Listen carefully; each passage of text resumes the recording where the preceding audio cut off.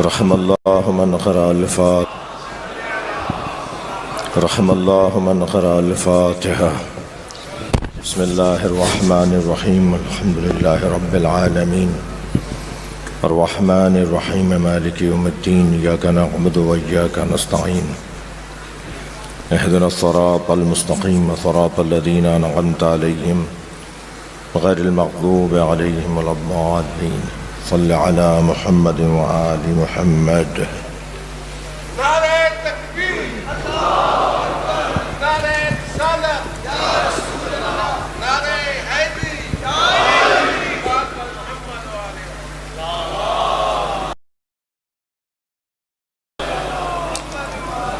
اعوذ باللہ من الشیطان الرجیم. بسم اللہ الرحمن الرحیم. الحمد للہ الذی لا أعدائهم أجمعين من يوم عداوتهم إلى قيام يوم الدين. أما بعد، قال الحكيم في قرآن الكريم: بسم الله الرحمن الرحيم. يوم ندعو كل أناس بإمامهم ومن أوتي كتابه بيمينه فأولئك يقرؤون كتابهم والنار. اور خاص طور پر بنار اور خاص طور پر برسی ہے شہید سید اون محمد رضوی ابن سید ابو محمد رضوی. سید ابو محمد رضوی کی اہلیہ، ان کے ایک اور فرزند جو بھی کچھ دن پہلے رحلت فرما گئے، سید ابن محمد رضوی، تلاور کاظمی، سیدہ جمال فاطمہ، اس خانوادے کے تمام مرحومین جو نام میں نے لیے، ان سب کے درجات کی بلندی کے لیے سورہ فاتحہ.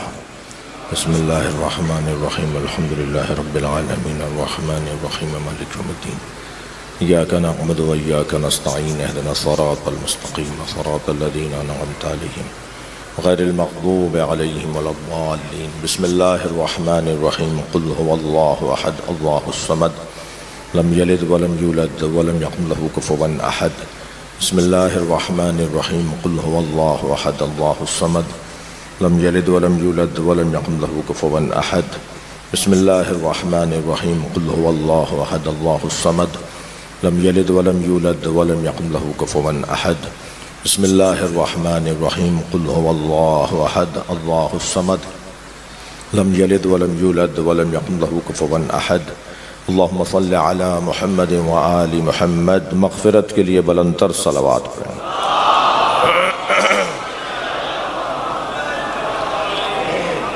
اس سے بلند صلوات دیا گیا. صلی علی، اس سے بھی بلند صلوات. اللہم صل علی محمد وآل محمد. آپ اس سے بھی بلند پڑھ سکتے ہیں. اللہم صل علی محمد وآل محمد.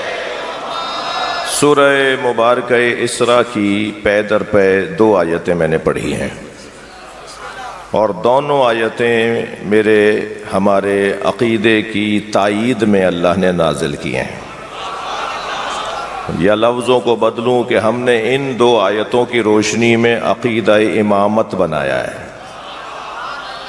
کچھ عقائد ہیں جو مجھے معاشرے میں ممتاز بناتے ہیں، کچھ نظریات ہیں جو ہمیں معاشرے میں بھیڑ سے نکال کر عظمت عطا کرتے ہیں. وہ جو نظریات ہمیں معاشرے سے ممتاز بناتے ہیں، یعنی ہمارا مقام اور ہماری عزت میں اضافہ ہوتا ہے، ان عقائد میں سے ایک عقیدہ امامت ہے. میرے بچوں جوانوں، یاد رہے کہ ہم جسے امام مانتے ہیں اللہ اسی کو خلیفہ بناتا ہے. لفظ بدل بھی سکتے ہیں کہ اللہ نے جسے خلیفہ بنایا ہے ہم اسی کو امام مانتے ہیں. یہ 2 رشتے نہیں ہیں، یہ تو تعلق نہیں ہے. اللہ اور اللہ کے رسول کا خلیفہ ہے، ہمارا خلیفہ تو نہیں ہے معاذ اللہ. اللہ اور اللہ کے رسول کا خلیفہ ہے. جو اللہ اور اللہ کے رسول کا خلیفہ ہو وہی ہمارا امام ہے. وہ اللہ اور اللہ کے رسول کا امام تو نہیں ہے. اللہ اور اللہ کے رسول کا جو خلیفہ ہے، یعنی وہاں سے یہاں دیکھیں تو خلیفۃ اللہ، اور یہاں سے وہاں جائیں تو امام امت. یہ رشتہ پروردگار عالم نے اس گھرانے کو عطا کیا ہے. آیت کا ترجمہ سن لیجئے، پھر اس کی تفسیر. ارشاد حضرت احدیت: یوم ندعو کل اناس بامامہم، وہ دن، وہ قیامت کا دن جس دن ہر شخص کو اس کے امام کے ساتھ اٹھایا جائے گا. یوم ندعو کل اناس بامامہم، ہر شخص کو اس کے امام کے ساتھ اٹھایا جائے گا، ہر شخص کو اس کے امام کے ساتھ اٹھایا جائے گا. اسی مرحلے پر ایک روایت ہدیہ کر دیتا ہوں. جب یہ سورہ اسراء کی 71ویں آیت نازل ہوئی نا، تو عجیب بات ہے، اللہ کا طریقہ بھی تو اللہ ہی جانتا ہے نا. دو ایسی جگہیں ہیں کہ جہاں حضرت ابو بکر سے اللہ نے سوال کروایا ہے. ایک تو جب سورہ نور کی آیت نازل ہوئی، فی بیوت اذن اللہ ان ترفع ویذکر فیہا اسمہ ویسبح لہ فیہا بالغدو والآصال، سورہ نور آیت نمبر 34. ان گھروں کی تعظیم کرو، ان گھروں کو تعمیر کرو جن گھروں میں صبح شام اللہ کا ذکر ہوتا ہے. بڑی عنایت آپ کی توجہات کا ممنون ہو. حکم یہ ہے، مسجدوں کی بات نہیں ہو رہی اس آیت میں، مسجدوں کی شان میں آیتیں اور بھی ہیں، یہاں کچھ گھروں کی بات ہو رہی ہے. ان گھروں کی تعظیم کرو جن گھروں میں صبح شام اللہ کا ذکر ہوتا ہے. آیت نازل ہوئی، صحابہ کرام کی انجمن ساتھ بیٹھی تھی. سوال کیا، یا رسول اللہ وہ گھر کون سے ہیں جن گھروں میں صبح شام اللہ کا ذکر ہوتا ہے؟ سرکار نے بے ساختہ فرمایا، بیوت الانبیاء، وہ انبیاء کے گھر ہیں. بات پوری ہو گئی ہے نہیں؟ آیت آئی، سرکار نے بتا دیا کون سے گھر ہیں. حضرت ابو بکر کے ذہن میں اللہ ہی نے خیال ڈالا کہ ذرا پوچھو تو صحیح نبی سے کہ ھذا المکان منہا، یہ علی و بطول کا گھر ان میں سے ہے؟ عجیب روایت ہے، ہمارے سنی بھائیوں کی کتاب کی روایت ہے. فوراً انہوں نے سوال کیا، ھذا المکان منہا، یہ علی و بطول. بھائی نبی نے فرما دیا تھا وہ انبیاء کے گھر ہیں جن میں صبح شام اللہ کا ذکر ہوتا ہے، وہ انبیاء کے گھر ہیں جس کے تعمیر اور تعظیم کا اللہ حکم دے رہا ہے. سوال کیا یہ مکان ان میں سے ہے؟ نبی مکرم نے بے ساختہ فوراً فرمایا، نعم من افاضلہا، یہ ان سب سے افضل ہے.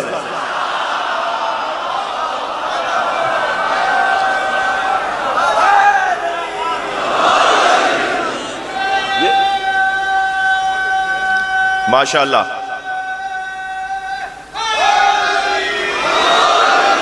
بھائی میں تفصیل میں نہیں جاؤں گا کہ یہ اللہ کی حکمت کے پیچھے کیا سبب تھا، میرا محترم مجمع متوجہ ہے. دوسری جگہ جہاں اللہ نے سوال ذہن میں اللہ ڈالا، اور سوال یہ ڈالا کہ یا رسول اللہ ہمارا امام کون ہوگا؟ جب آیت آ گئی نا کہ قیامت کے دن ہر شخص کو اس کے امام کے ساتھ اٹھایا جائے گا، تو حضرت نے جواب دیا، سرکار نے جواب دیا کہ ذرا صبر کرو بتاؤں گا. پھر کچھ دن کے بعد سوال یہی کیا حضرت ابو بکر نے. میرا سنی شیعہ مجمع متوجہ ہے. حضرت نے فرمایا کہ صبر کرو بتاؤں گا. 7 مرتبہ سوال کیا حضرت ابو بکر نے، یا رسول اللہ ہمارا محشر میں امام کون ہوگا؟ 7ویں مرتبہ سوال کیا تو سامنے سے علی آتے نظر آئے. میرے مولا نبی نے آواز دے کر فرمایا، ھذا امامکم فی الدنیا والآخرہ.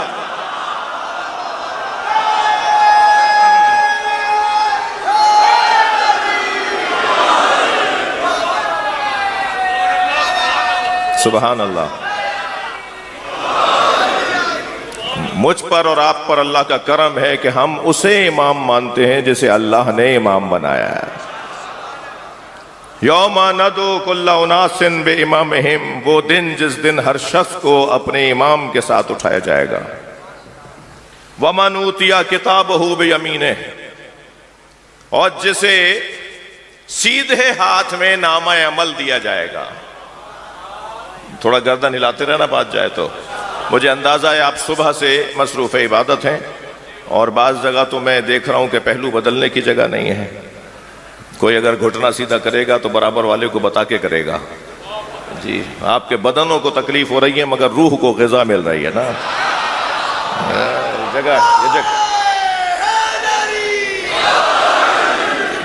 جس گھڑے سے ہم پانی پیتے ہیں نا، جب تک یہ اس گھڑے سے نہیں پئیں گے تو انہیں پتہ نہیں چلے گا کہ یہ ہو کیا رہا ہے۔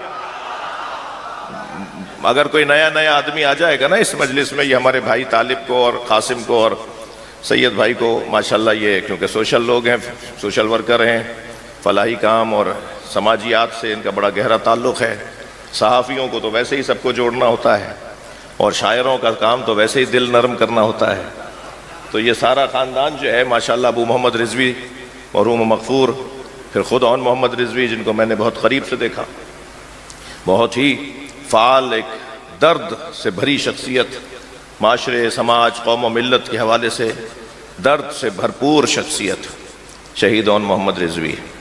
وہ بنیادی کام، وہ اساسی کام جو معاشرے کو ہدایت دینے کے ہو سکتے تھے، وہ انہوں نے اپنی ذمہ داری میں ادا کیے۔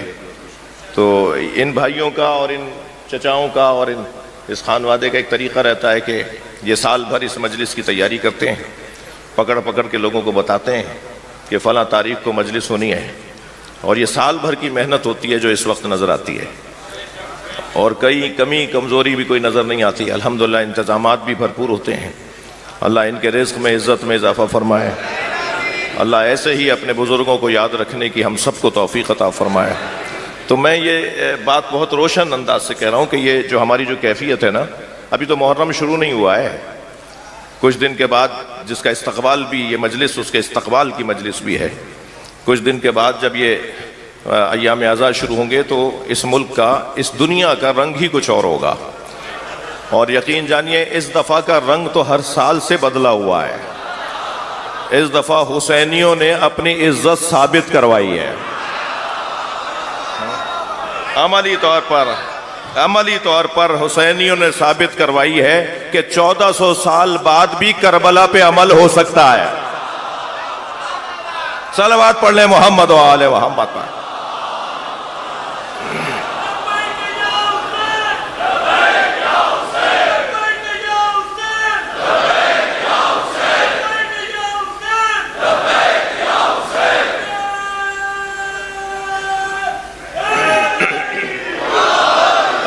یہی سید بھائی، یہی موقع ہے کہ میں ذاکرین سے ہاتھ جوڑ کر اور ادب اور احترام کے ساتھ کچھ کہہ دوں۔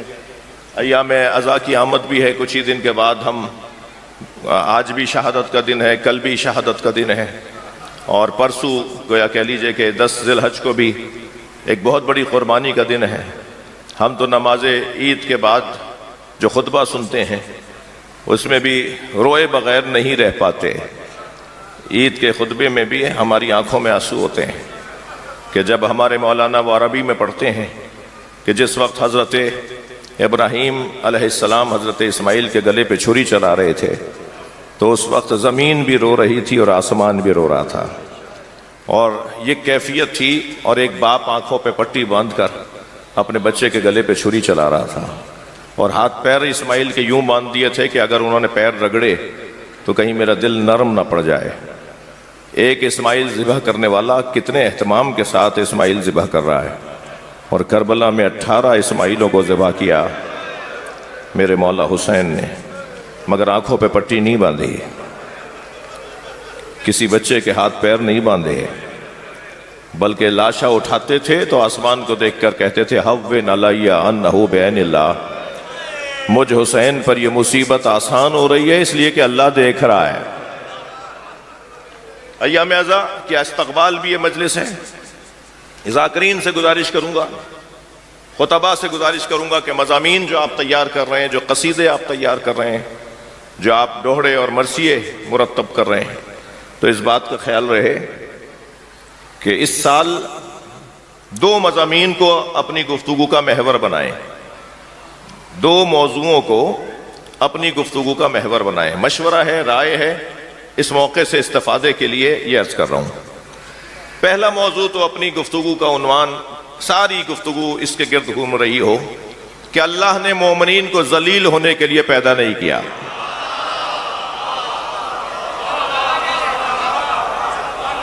العزت للہ ولرسولہ وللمؤمنین، عزت اللہ کے لیے ہے، اللہ کے رسول کے لیے ہے اور مومنین کے لیے ہے۔ ایک صلوات ہدیہ کریں محمد و آل محمد. آگے جائیں فرض بھائی. ایک اور بلند صلوات نبی کی ذات پر.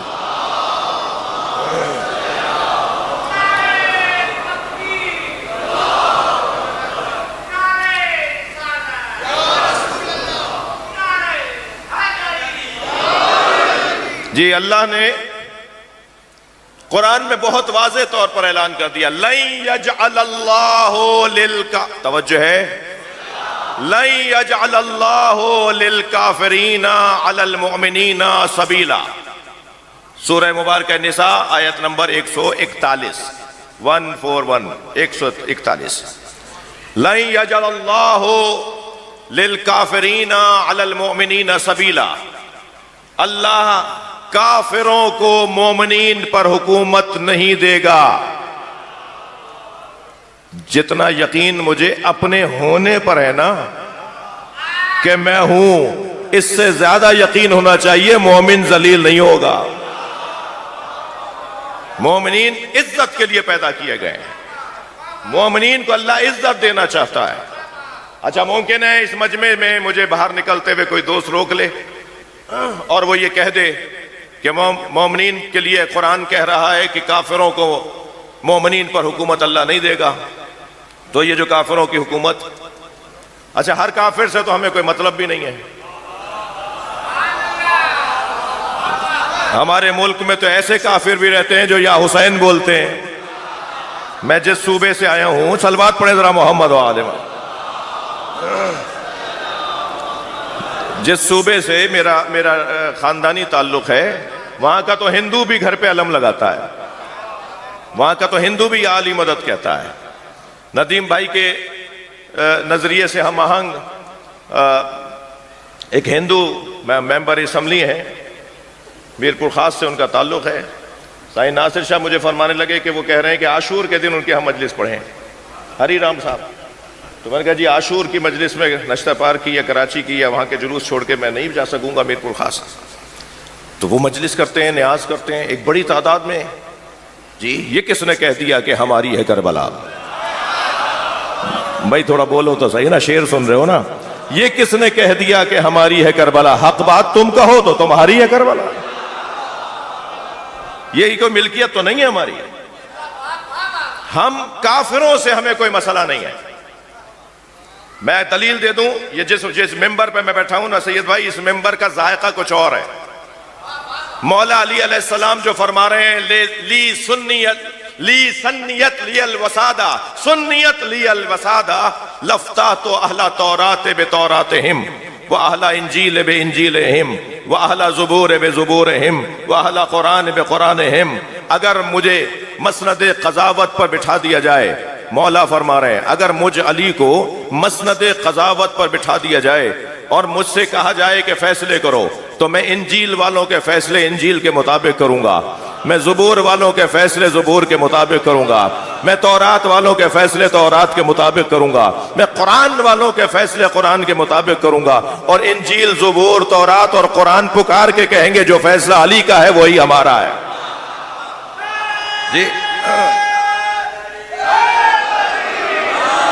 بھائی مولا کا یہ قول جہاں علم علی کا پیغام دیتا ہے کہ علی انجیل کو بھی جانتے ہیں، تورات زبور اور قرآن کو بھی جانتے ہیں، وہاں ایک اور پیغام بھی تو ہے، اور وہ ہے وسعت قلبی. وہ ہے علی مولا کی وسعت قلبی. فرما دیں کہ میں عیسائیوں کے فیصلے نہیں کروں گا، مسلمان ہو جائیں.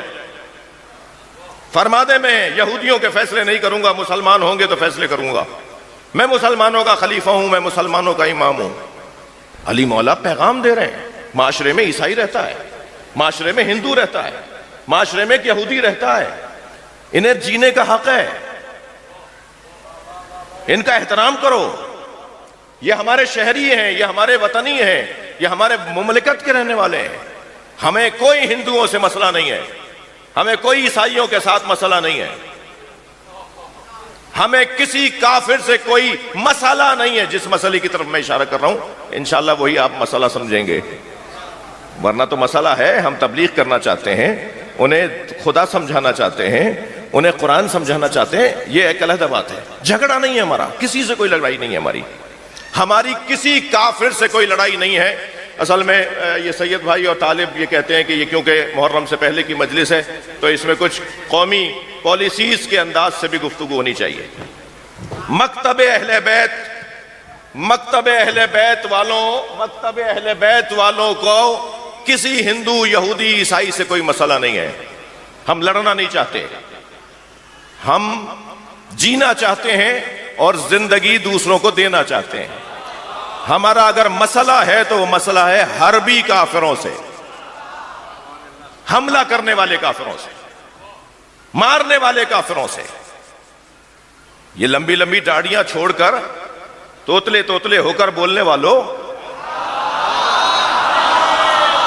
کہ پہلے طاقت حاصل کر لیتے پھر امریکہ سے لڑتے، پہلے مضبوط ہو جاتے پھر اسرائیل سے لڑتے۔ میں ان لوگوں کو بتانا چاہ رہا ہوں انہوں نے لڑائی میں پہل نہیں کی ہے، حملہ ہوا ہے، جواب دینا ہمارا حق ہے۔ ہر انسان کا حق ہے کہ وہ اپنا دفاع کرے۔ حملہ کب کیا تھا انہوں نے؟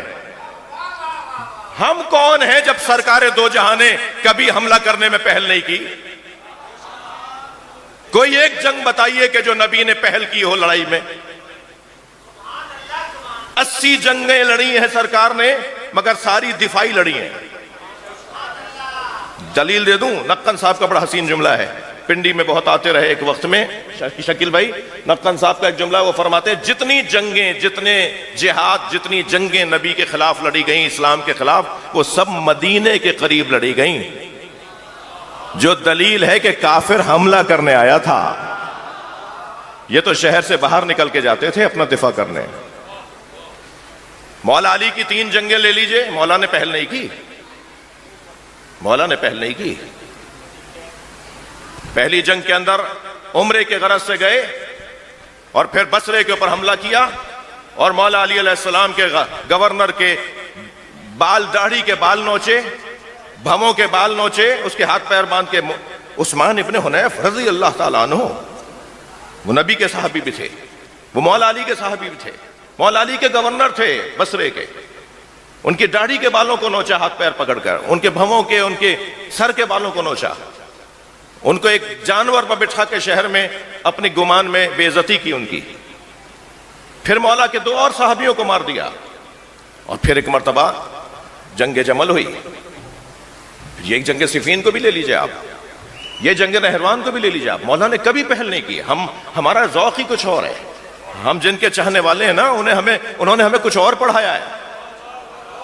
تم ابھی دفاع برداشت نہیں کر رہے، حملہ کریں گے تو کہاں بچو گے؟ ہم نے کب حملہ کیا ہے؟ لہذا جان لیجئے ہر شخص کو حق ہے کہ وہ اپنی زندگی اپنے طریقے سے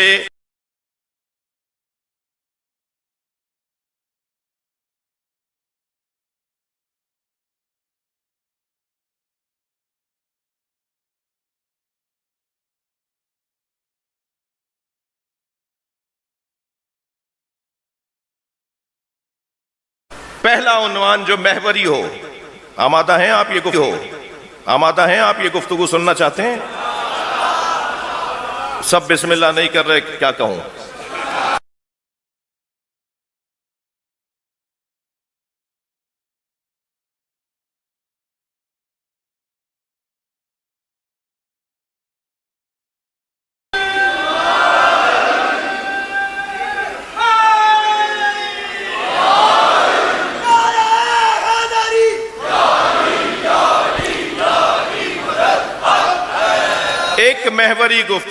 ایک محوری گفتگو کا محور آپ کو عرض کر رہا ہوں، ذاکرین سے گزارش کر رہا ہوں، اس کے گرد پھر آپ اپنے اپنے انداز سے تقریریں سجائیے، مجلسوں کا اہتمام کیجئے، اور وہ ہے اللہ نے مومنین کو عزت عطا کی ہے۔ یہ محور ہے ہمارا۔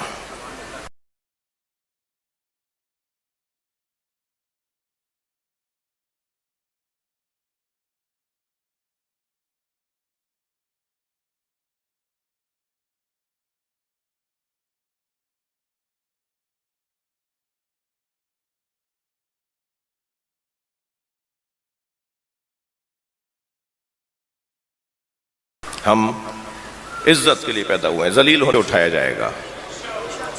علی مولا کے ہاتھ میں نبی کا پرچم ہوگا، لواء الحمد جس کا ایک پھریرا مشرق میں جا رہا ہوگا اور دوسرا پھریرا مغرب میں جا رہا ہوگا، اور مولا سرکار فرماتے ہیں جس پر بھی ایک لمحے کے لیے بھی سایہ آ جائے گا وہ جان لے گا کہ میں جنتی ہوں۔ پہلا موضوع تو یہ رہے، اس پہ بہت دیر بات ہو سکتی تھی، کو بھی مانتے ہیں، اس کے حی ہونے کو بھی مانتے ہیں، اس کے عالم ہونے کو بھی مانتے ہیں، مگر اصول دین میں صرف عدل کو مانتے ہیں۔ ہم نے اللہ کی قدرت کو اصول دین میں شامل نہیں کیا۔ اس کا سبب یہ ہے کہ اللہ کی صفت عدالت اس کی ساری صفات پر حاکم ہے، اور ہم نے حاکم صفت کو لے لیا، محکوم صفات خود بخود اس کے اندر آ گئیں۔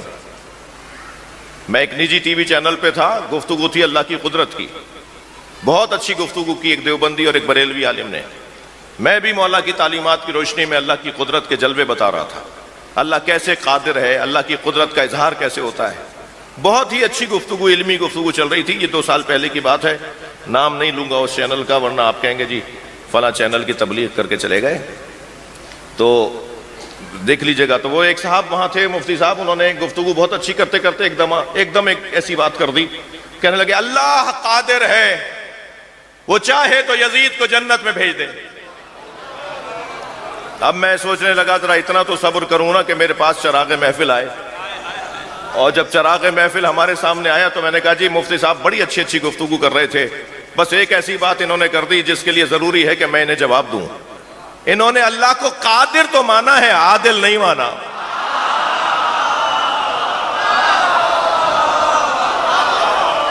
عدل الہی کا تقاضا یہ ہے کہ جو جس کی جگہ ہے اسے وہیں پھینکا جائے۔ ہم عدل کے ذریعے سے عزت پاتے ہیں، عدل کی صفت جو اللہ کی ہم مانتے ہیں نا، ہماری قوم کو اس سے عزت ملتی ہے۔ ایسے ہی آپ امامت کا عقیدہ، ایسے ہی آپ قیامت کا، نماز سے لے کر تولا تبرہ تک تو نہیں گئے جی۔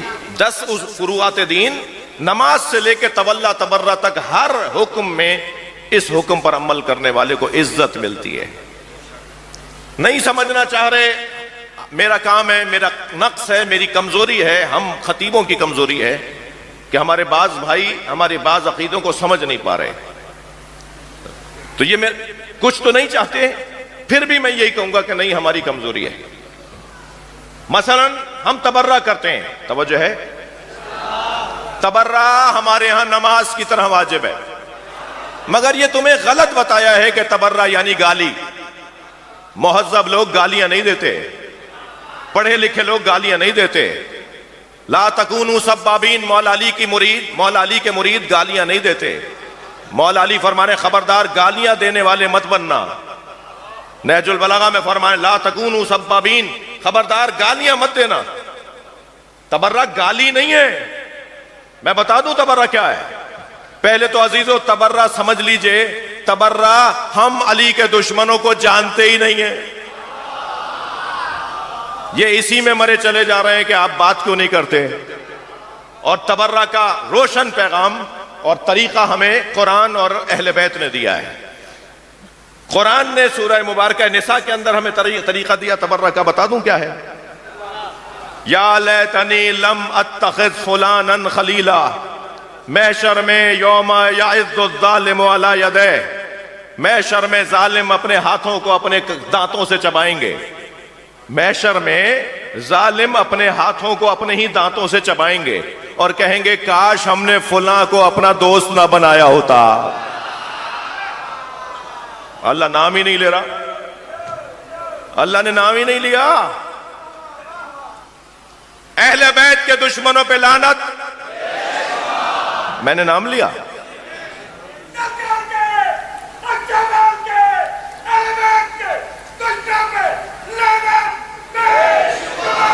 میں جب یہ ماشاءاللہ جب ہم یہ کہتے ہیں کہ اہل بیت کے دشمنوں پہ لعنت، تو جو دشمن ہوگا لعنت پہنچے گی۔ تم پریشان کیوں ہو رہے ہو؟ یہ پریشان کیوں ہو رہا ہے بھائی؟ ہمارا یہ عقیدہ ہے بھائی۔ تم جسے توہین کہتے ہو ہم اسے تحقیق کہتے ہیں، توجہ ہے۔ تو پہلا محور آپ کے ہاتھ میں نے دے دیا. میں اپنے بزرگوں سے امید کرتا ہوں کہ اس سال کی گفتگو اس محور پر ہو. دوسرا، اس سال ہر سال سے زیادہ شکیل بھائی، اس سال ہر سال سے زیادہ مولا کی جنگوں کو پڑھا جائے. بتاؤ بدر میں کیا ہوا، بتاؤ احد میں ذوالفقار کیسے آئی، بتاؤ خندق کیسے فتح ہوا، بتاؤ خیبر 2 انگلیوں سے باب خیبر اکھاڑنے والے کے بازوؤں میں طاقت کہاں سے آئی، یہ مرحب و انتر کو گرانے والا کون تھا، یہ دنیا کی بڑی بڑی طاقتوں کو ایک نگاہ میں مار دینے والا کون تھا. ہر سال سے زیادہ اس سال مولا علی کا جہاد پڑھا جائے. بتاؤ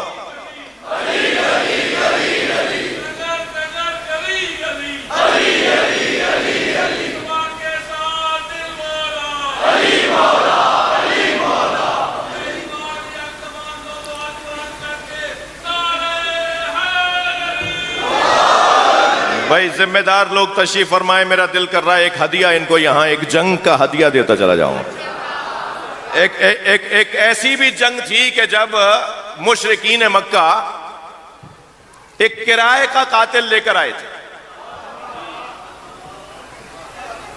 ممکن ہے کوئی دوست کہے صاحب کرائے کے قاتل کی اصطلاح تو آج کی ہے، یہ مشرکین مکہ کہاں سے کرائے کا قاتل لے آئے.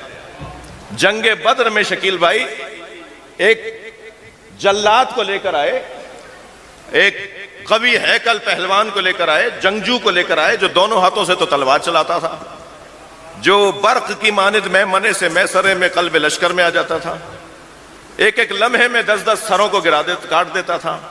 ایک شہرت تھی اس کی، ایک جلال تھا اس کا، ایک اس کا خوف تھا معاشرے کے اوپر.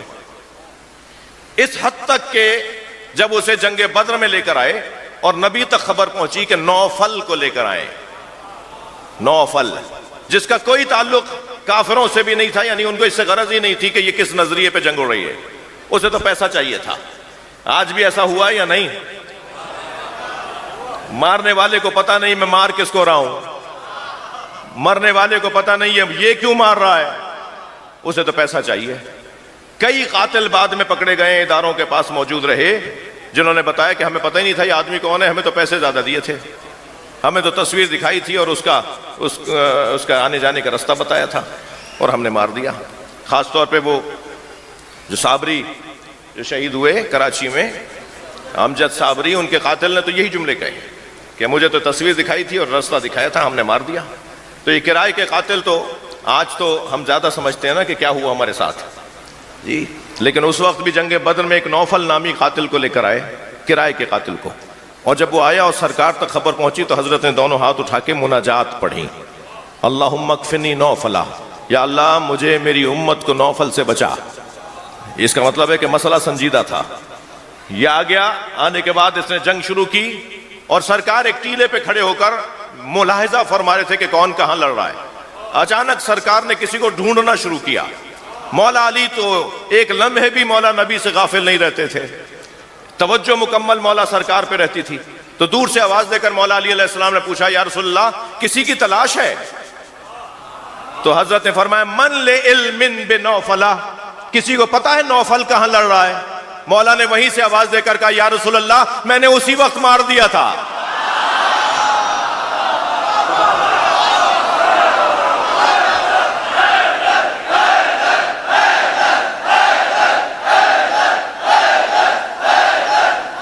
بلند صلوات محمد و آل محمد پر.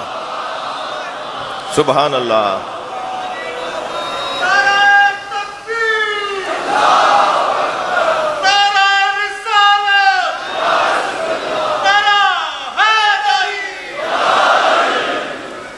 عجیب رنگ ہے مولا کی جنگوں کا. جی ایک سردار جی کا میں سن رہا تھا، وہ فرمانے لگے میرا پوتا روزانہ صبح شام آتے جاتے اچھلتے کودتے یا علی یا علی یا علی کی آوازیں لگاتا ہے. تو میں نے اپنے پوتے سے پوچھا بیٹا یہ یا علی کیوں پکارتے ہو؟ کہنے لگا دادا کیا کروں، جب یا علی کہتا ہوں نا میرے اندر انرجی آتی ہے. مولا کا نام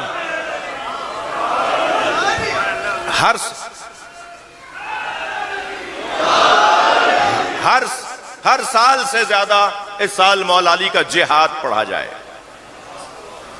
جی جنگیں پڑھی جائیں۔ میں نے کہا تھا 2 مثالیں دینا چاہ رہا ہوں، مجھے بہت عرصے بعد ندیم افضل چند نصیب ہوئے ہیں تو ان کو ذرا زیادہ دیر نہ بٹھاؤں۔ ایک مثال اور ہدیہ کروں گا۔ مولا علی علیہ السلام سے کسی نے پوچھا، تھک تو نہیں رہے آپ؟ مولا علی علیہ السلام سے کسی نے پوچھا، مولا جب آپ جنگ میں اترتے ہیں تو پہلے کسے مارتے ہیں؟ گھوڑوں پر بیٹھے، اونٹوں پر بیٹھے، لوہا پہن کے جو آئے ہیں، دونوں ہاتھوں میں تلوار جو لائے ہیں، کسے پہلے مارتے ہیں؟ بھئی ایسا فارمولہ ہے جو ہماری فورسز کو، ہمارے حفاظتی اداروں کو علی سے لے لینا چاہیے، جو مولا فارمولہ دے رہے ہیں۔ مولا سے پوچھا، مولا آپ جب میدان میں اترتے ہیں تو پہلے کسے مارتے ہیں؟ مسکرائے، فرمان لگے سرداروں کو مارتا ہوں، مزدوروں کو نہیں مارتا۔ سبحان اللہ۔ صلوات پڑھ لیں محمد وعلی۔ اس سے بلند صلوات نبی کی ذات پر ہیں۔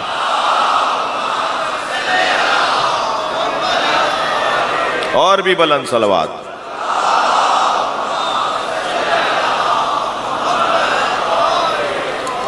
عزیزان اکرامی، بات بہت روشن ہے، پیغام بہت واضح ہے کہ ہماری عزت میں اضافے کا اور عزیز قرار دینے کا ایک عقیدہ، عقیدہ امامت ہے۔ آئیے یعقوب صاحب تشریف آئیے۔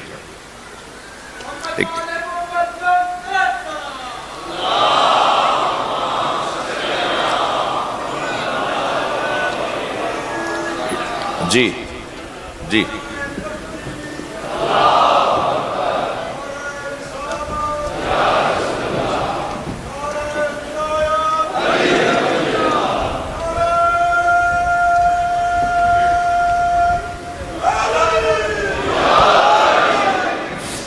توجہ کر لیا آپ نے؟ بات تھوڑی سی آگے بڑھے، تسلی دیجئے، تھک نہیں رہے آپ؟ ہیلو،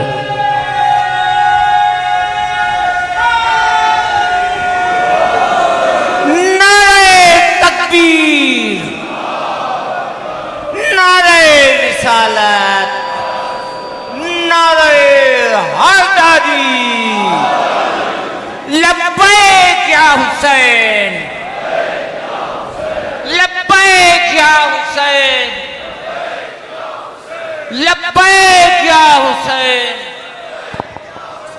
اور میرے عزیزو، شیعہ بچوں، شیعہ نوجوانوں، جوانی دیوانی نہیں ہوتی، اور خاص طور پر کڑی الجوان علی اکبر کے مریدوں کی جوانی تو معرفت والی جوانی ہوتی ہے، جو اپنے بابا سے یہ پوچھ رہے ہوں کہ بابا السنا علی الحق۔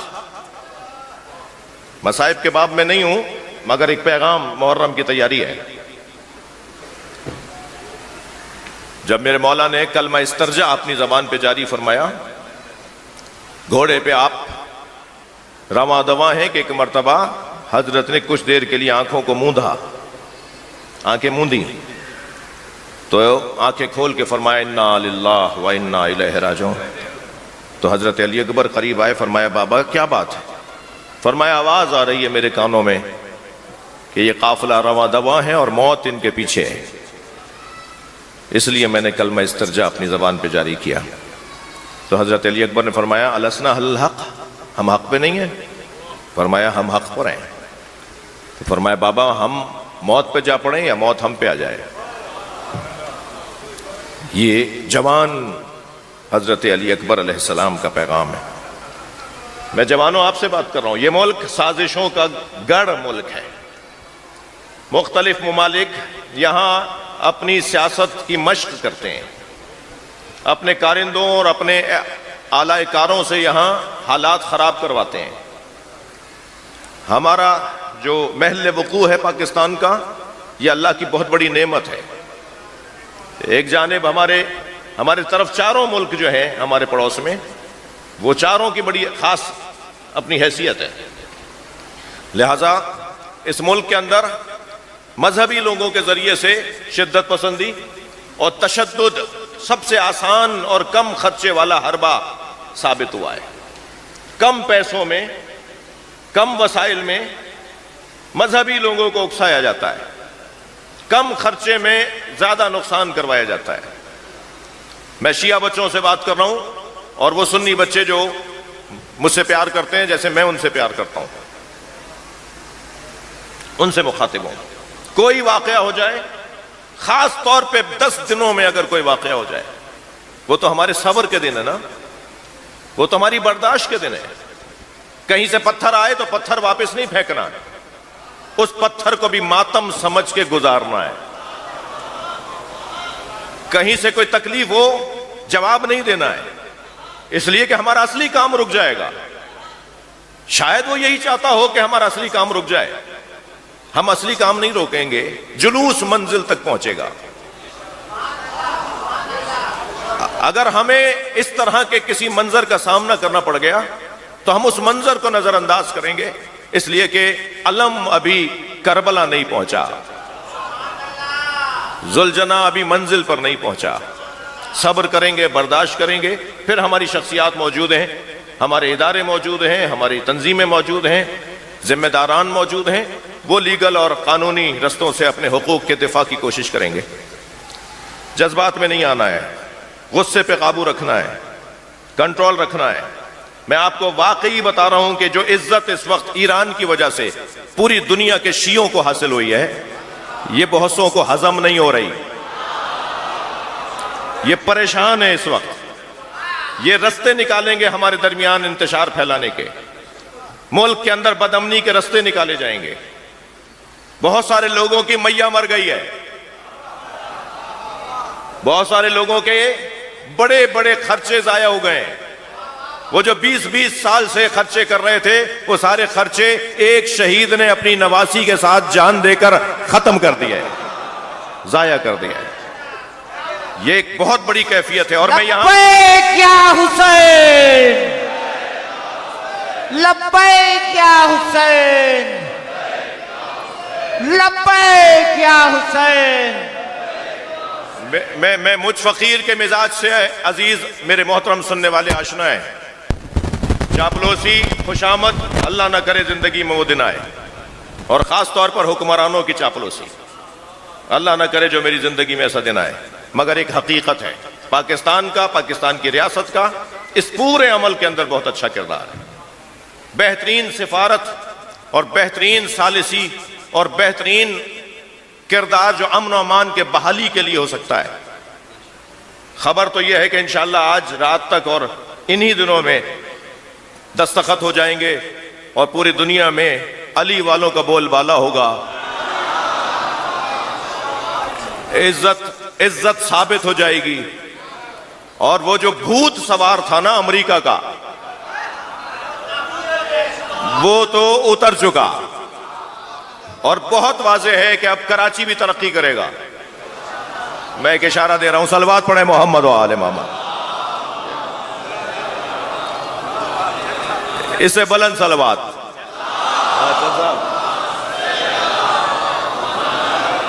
اور بھی بلند صلوات۔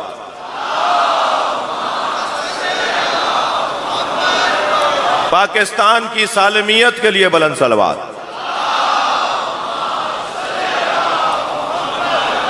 بلوچستان میں اور سرحد میں حالات خراب ہیں، ملک کے امن و امان کے لیے بلند صلوات۔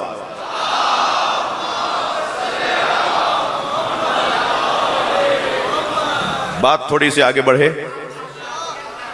کراچی اب ترقی کرے گا، اب حالات بہتر ہوں گے انشاءاللہ۔ کل ہمارا ہے، مستقبل ہمارا ہے، مستقبل ہمارا ہے اس لیے کہ امام زمانہ ہمارے ہیں۔ جی آج گزر جائے گا، کل کا انتظار کریں۔ یوم ندعو کل اناس بامامہم، وہ دن جس دن ہر شخص کو اس کے امام کے ساتھ اٹھایا جائے گا۔ ومن اوتی کتابہ بیمینہ، تھکے نہیں، مجھے ابھی 2 گھنٹے پڑھنا ہے۔ ومن اوتی کتابہ بیمینہ، جس کو سیدھے ہاتھ میں نامہ عمل دیا جائے گا، فاولئک یقرؤون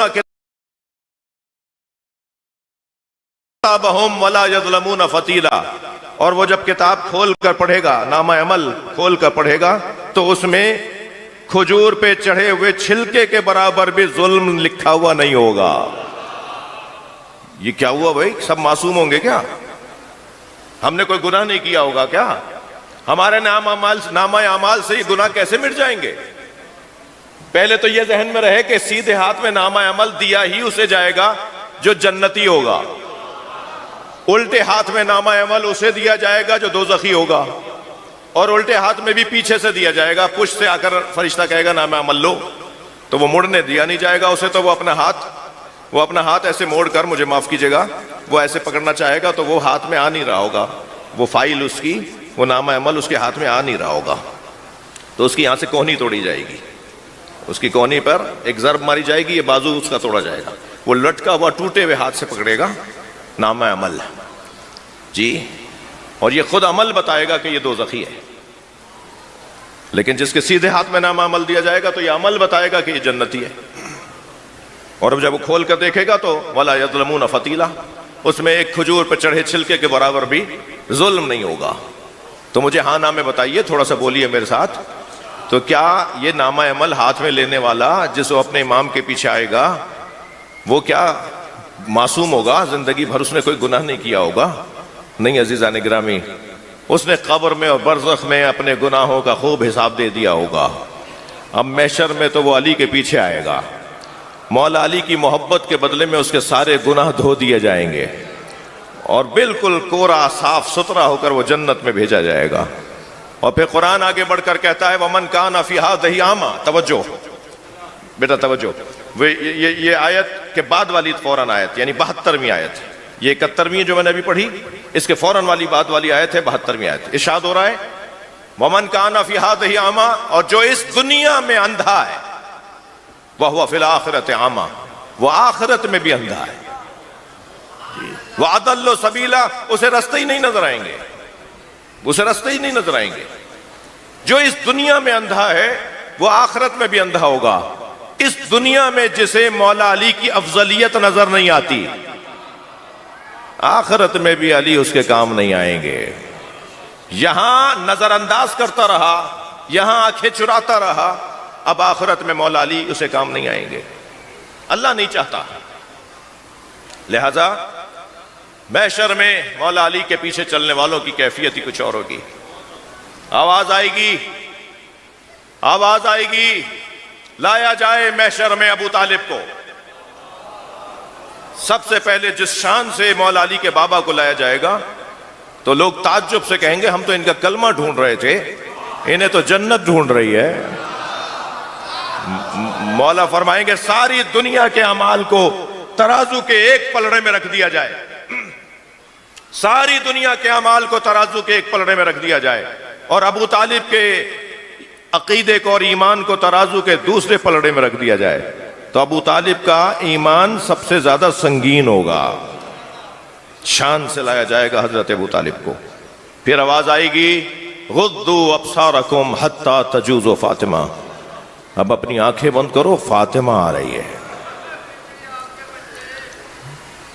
میرے مولا نبی فرماتے ہیں تبعث فاطمہ امامی علی العذبہ، فاطمہ کی سواری سب سے آگے لگائی جائے گی۔ ابعث علی البراق، میں براق پر بٹھا کے لایا جاؤں گا۔ یبعث علی علی ناقتی، علی میرے ناقے پہ لا کے بٹھائے جائیں گے۔ یبعث الانبیاء علی الدواب، اور ہر نبی کو اس کی سواری پر لا کے بٹھایا جائے گا۔ یبعث الحسن والحسین علی ناقتین، اور حسن و حسین اپنے اپنے ناقوں پہ لا کے بٹھائے جائیں گے۔ اور جب ساری سواریاں تیار ہو جائیں گی، سب سے آگے سیدہ کی سواری لگائی جائے گی۔ کاروان ہدایت جب سجا دیا جائے گا، کیا کمال ہے اس بی بی کا، آواز آئے گی آنکھیں بند کرو، حتی تجوز فاطمہ، نبی فرمائیں گے یا اللہ یہ میری بیٹی ہے،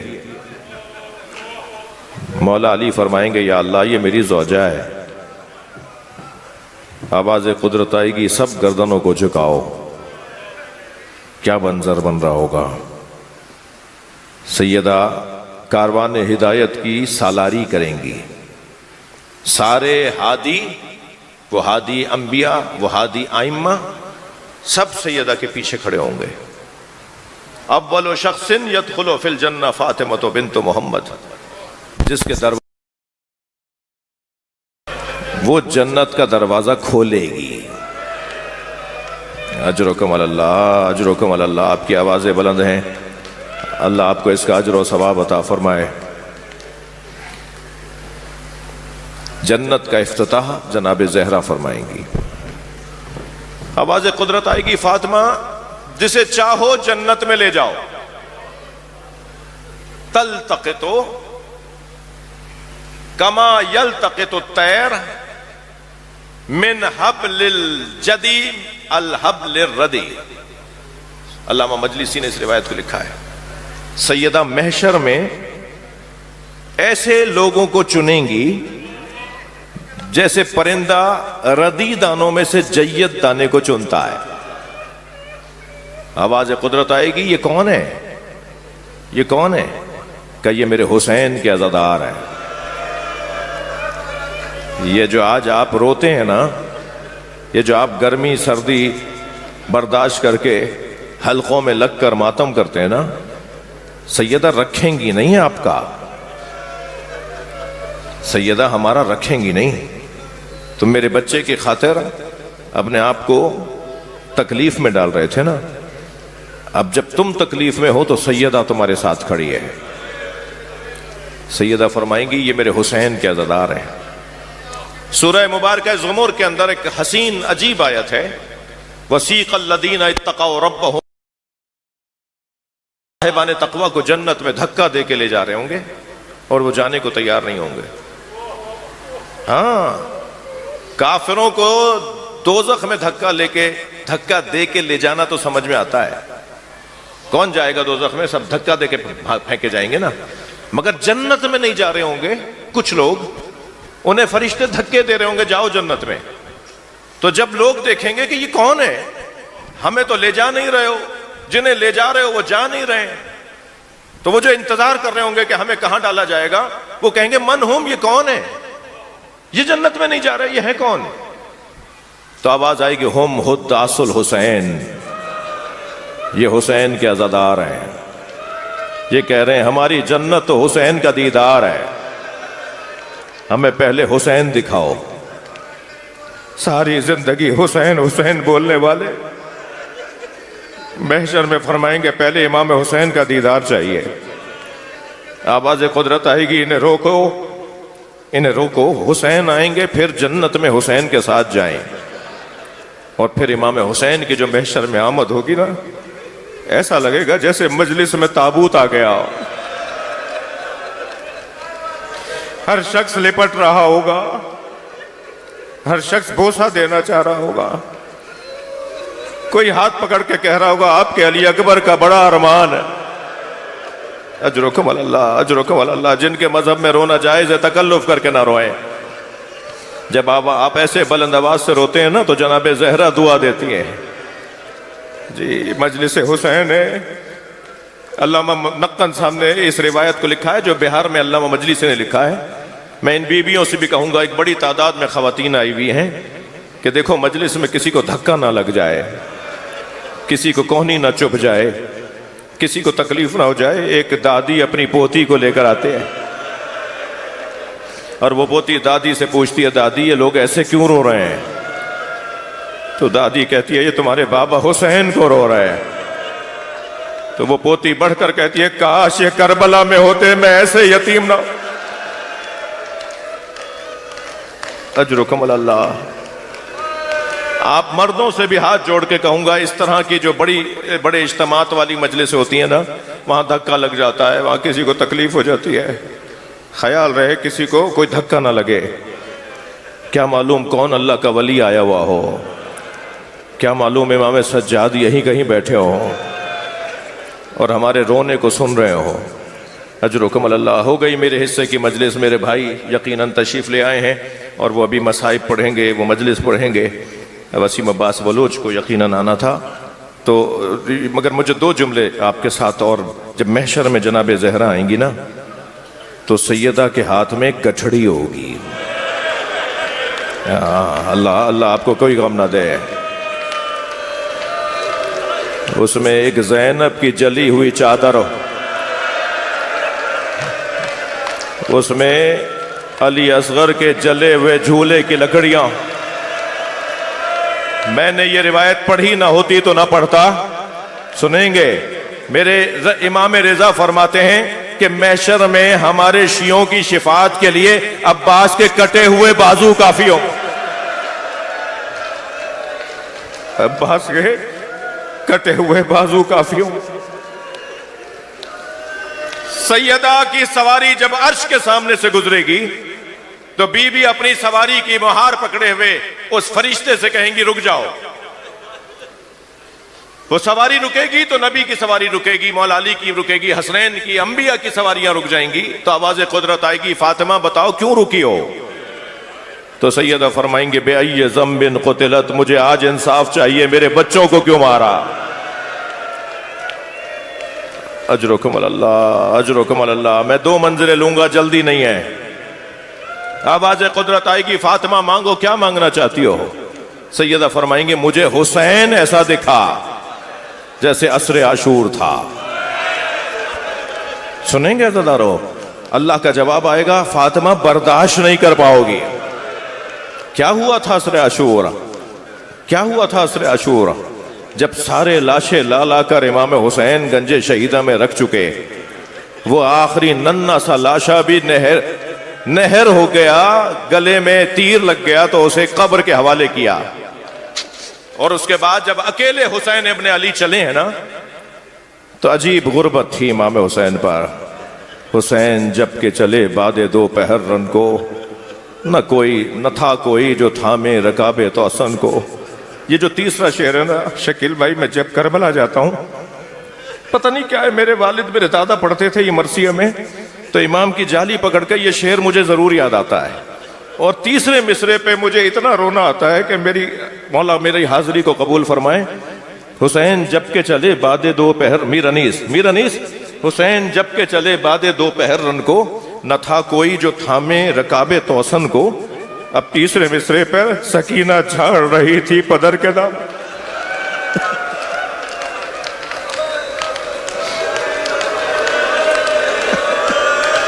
بابا آپ کے کپڑوں پہ خاک لگ گئی ہے. اور حسین چپ کے کھڑے تھے جھکائے گردن کو. اس کا جو بیت ہے وہ قیامت کا بیت ہے.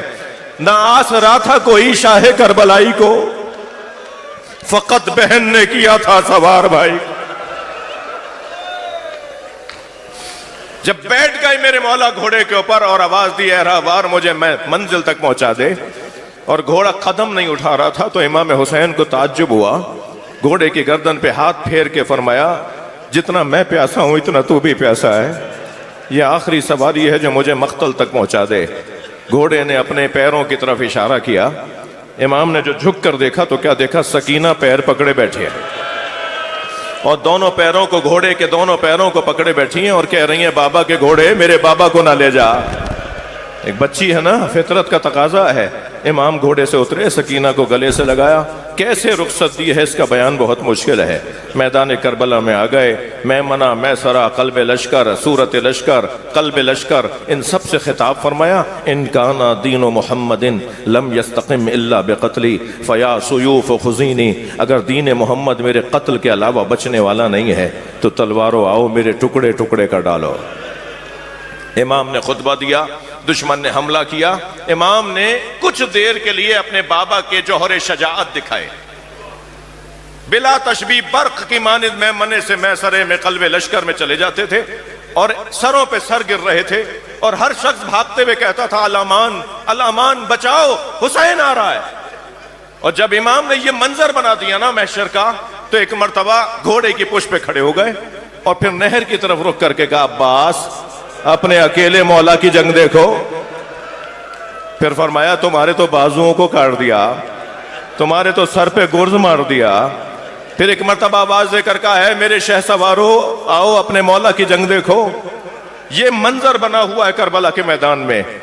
کہ ایک مسافر ہے جو کئی مہینوں کے بعد کوفے میں داخل ہوا، جس کا نام عبداللہ ابن عفیف ازدی لکھا ہے۔ وہ کہتا ہے جب میں کوفے میں داخل ہوا تو میں نے دیکھا کہ بازار بند ہیں، چہل پہل نہیں ہے، آمد و رفت نہیں ہے، کوئی بندہ نظر نہیں آ رہا۔ آپس میں اپنے آپ سے ہی کہنے لگا شاید کوئی طاعون آ گیا، کوئی بیماری آ گئی ہے جو کوفے والے شہر چھوڑ کے چلے گئے۔ کہتا ہے میں جب گھر میں داخل ہوا تو بیٹی نے بڑھ کر استقبال کیا۔ بیٹی نے کہا بابا کوئی طاعون نہیں آیا، ایک بیابان ہے جسے کرب و بلا کہتے ہیں، وہاں ایک باغی نے خروج کیا ہے، حاکم کا اعلان یہ ہے کہ باغی کو مارنے کے لیے کوفے کا ہر مرد جائے گا۔ عبداللہ کہتا ہے وہ باغی کون ہے؟ کہا بابا نام نہیں بتایا جا رہا، مگر حکم یہ ہے کہ جائیں اور جا کے باغی کو ماریں۔ بابا کہیں مخبری نہ ہو جائے، کہیں سزا نہ دی جائے، جلدی جائیے اور باغی کو ختم کر کے آئیے، اس جنگ کو تمام کر کے آئیے۔ عبداللہ کہتا ہے جب میں نکلنے لگا تو میری بیٹی نے مجھے رخصت کرتے ہوئے کہا بابا جنگ پر جا رہے ہیں نا، اور جنگوں میں تو مال غنیمت بھی ملتا ہے، اگر مال غنیمت میں یمنی پتھر مل جائے، عقیق یمنی مل جائے تو میرے لیے لے آئیے گا۔ عبداللہ کہتا ہے میں گھوڑے پہ بیٹھ کے کربلا کی طرف روانہ ہوا۔ جب کربلا میں پہنچا تو عاشور کا دن تھا، عصر کا وقت تھا۔ میں نے عجیب منظر دیکھا، ایک 56 سالہ بوڑھا زخمی ہے جس کا امامہ کھل کے اس کی گردن میں آ گیا ہے، جس کے جوانوں کو مارا جا چکا ہے، جس کے بچوں کو مارا جا چکا ہے، اب وہ بس اکیلا رہ گیا ہے، اسے مار دیا جائے گا تو جنگ ٹھنڈی پڑ جائے گی۔ عبداللہ کہتا ہے میں نے اپنا گھوڑا اس کے گھوڑے کے پیچھے لگایا اور یہ کہتے ہوئے آگے بڑھ رہا تھا کہ اسی کو تو مارنا ہے، ایک ہی تو رہ گیا ہے۔ تو میں نے دیکھا ایک سپاہی ڈر کر بھاگ رہا تھا، تو میں نے اسے پوچھا تم ایک زخمی تنہا انسان سے ڈر رہے ہو؟ کہنے لگا یہ ایک نہیں ہے، اس کے ایک بھائی کا نام عباس تھا، یہ اکیلے بھی ہوتے ہیں تو لشکر ہوتے ہیں۔ عبداللہ کہتا ہے پھر بھی مجھے سمجھ میں نہیں آیا کہ یہ کون ہے، مجھے اتنا پتا تھا اسے مارنے پہ جنگ ختم ہو جائے گی۔ میں نے اپنا گھوڑا ان کے گھوڑے کے پیچھے لگایا، چند ذراع کا فاصلہ رہ گیا تھا کہ میرا گھوڑا جست لے تو میں ان کا سر تن سے اتار دوں۔ کہتا ہے میں نے تلوار نکالی اور ارادہ کیا کہ حملہ کروں تو انہوں نے مڑ کر مجھے دیکھا اور دیکھ کر کہا عبداللہ قریب آؤ۔ کہتا ہے میرے ہاتھ پیر کانپنے لگے، یہ کون ہے جو میرے نام سے جانتے ہیں؟ پھر ان کی آواز آئی عبداللہ جلدی آؤ۔ مجھے ڈر لگنے لگا آخر یہ کون ہے جو مجھے اچھی طرح جانتے ہیں؟ تو انہوں نے ہاتھ سے انگوٹھی اتاری اور کہا یہ عقیق یمنی ہے، اپنی بیٹی کو جا کے دینا اور کہنا میں باغی نہیں ہوں، میں نبی کا نواسا حسین۔ عبداللہ نے ایک مرتبہ اپنی تلوار نیام میں رکھی، امام حسین کے ہاتھوں کا بوسہ دیا، امام کے گرد چکر کاٹنے لگا دفاع کرتے ہوئے۔ امام نے فرمایا عبداللہ چلے جاؤ، عبداللہ واپس چلے جاؤ۔ ہاتھ جوڑ کے کہنے لگا مولا آپ کو تنہا چھوڑ کے کیسے جاؤں؟ کہا عبداللہ چلے جاؤ، کچھ دن بعد میری بہن زینب آئے گی، انہیں چادریں لا کے دے دینا، نبی زادیاں بے مقنا و چادر۔ اللہ لعنت اللہ علی قوم الظالمین، فسيعلم الذين ظلموا أي منقلب ينقلبون۔